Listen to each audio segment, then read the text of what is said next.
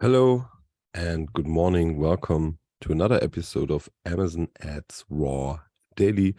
Today is Tuesday, and we'll cover the latest news which dropped yesterday in or on Business Insider, telling about Amazon planning to soon cut your cell phone bill down to around $10 or even make it free. So Amazon is planning to move into the mobile phone business.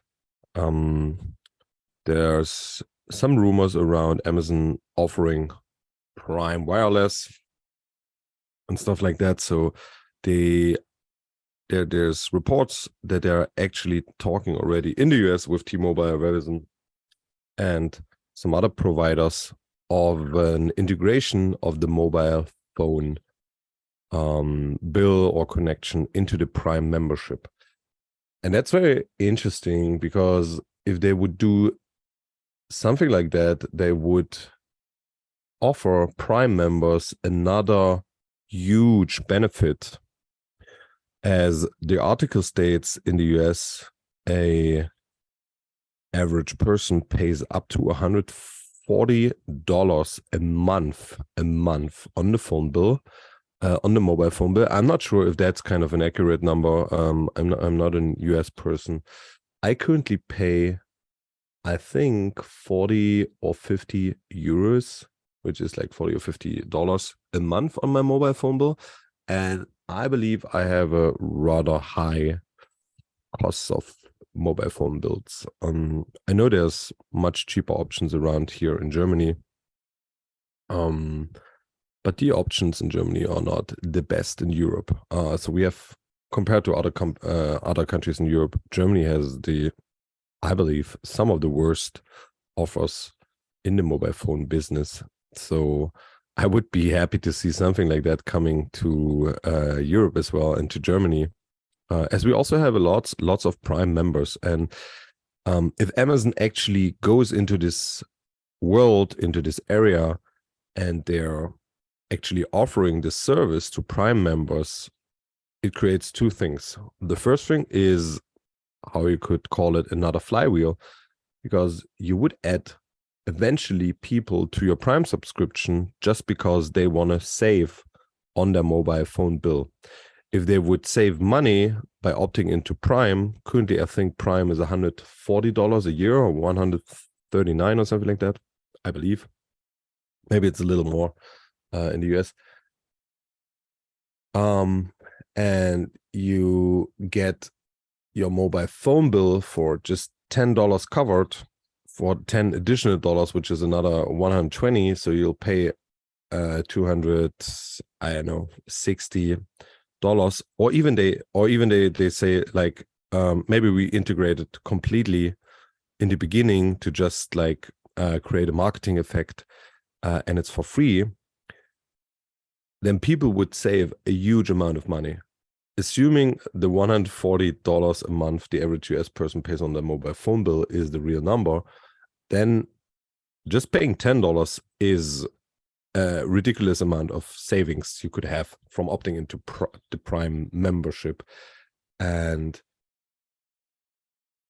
in the US, I believe like Prime households are already above 80% or something like that. So I think the numbers are like 80% of households in the US already have a Prime membership. So there's not too many people left to get into Prime. Still probably a couple of millions. But in other countries,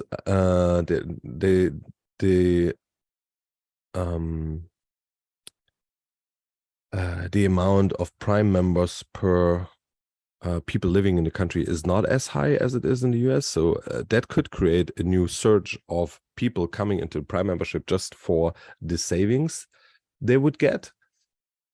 And for the people already having Prime, it would create another lock-in effect, because if you're in Prime and you have a great savings on your mobile phone bill from your local provider, which you would have chosen anyways, eventually, then this would be a very, very huge effect on a huge lock-in effect for already existing people. And as we all know, Amazon has lots of money, and they have lots of, let's say, patience to kind of pay for a couple of years on top just to get people into Prime membership, because they have this flywheel with then people buying with Prime and so on and so forth. So this could be a huge thing. So it seems like Amazon is really expanding into more and more areas which they are not actually in. Like pharmacy was the latest things they did in the latest years. They did like the wholesale market back in 2014 or something like that, I believe. So when they stepped into the actual retail, the brick and mortar area, then they announced pharmacy, and now they are at least announcing. I'm not sure if they announced it or if this was kind of a leak or whatever. But now there's this rumors about the mobile phone area, which would be very interesting, because everybody needs the mobile phone, a mobile phone contract, and I believe usually they are too expensive.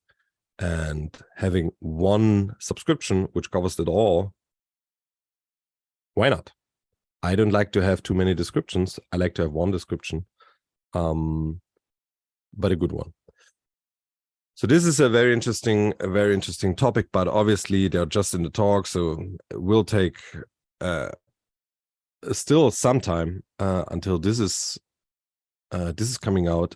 And also for the providers, this is a big question to ask, because if you go together with Amazon to provide the infrastructure, so Amazon doesn't have any infrastructure, and they need to go with the operators, T-Mobile, Verizon, AT&T, and so on and so forth in the US to actually be able to deliver the contract, then this would bring new customers to these companies, but it would also create another big competitor for them. And the market is already very competitive, at least in Germany and the US. I know it's very competitive, not sure about all the other countries. So they have to think really through it if they want to go into that area to get new customers, for the downside of creating another big competitor eventually. Because at some point, maybe Amazon says, hey, now we start building our own infrastructure, like they did with the logistics. So first they go into, get the customers, do it with some support, then they'll buy maybe a small supplier, buy the infrastructure, and then they operate it themselves. And yeah, that's kind of very interesting news.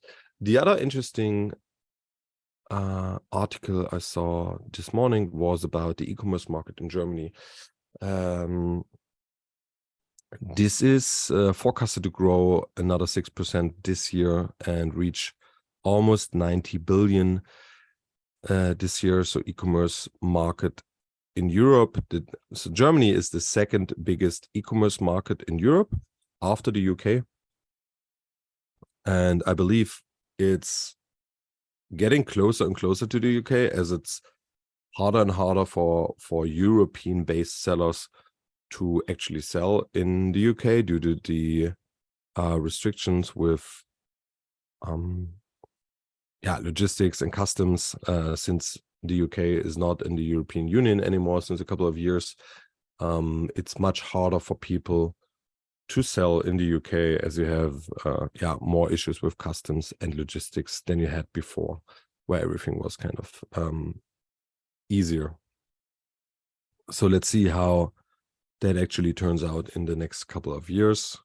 German e-commerce market still growing and expected to grow 6% this year.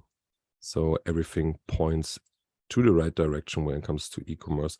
And I believe that the total share of e-commerce versus total retail is still relatively low. So we are, even though it doesn't feel like we are early, you could say we are still early, as the share of e-commerce in the advanced countries is still, I believe, below 25% or something like that. So there's still lots of cake left for online sales, online stores versus traditional retail stores.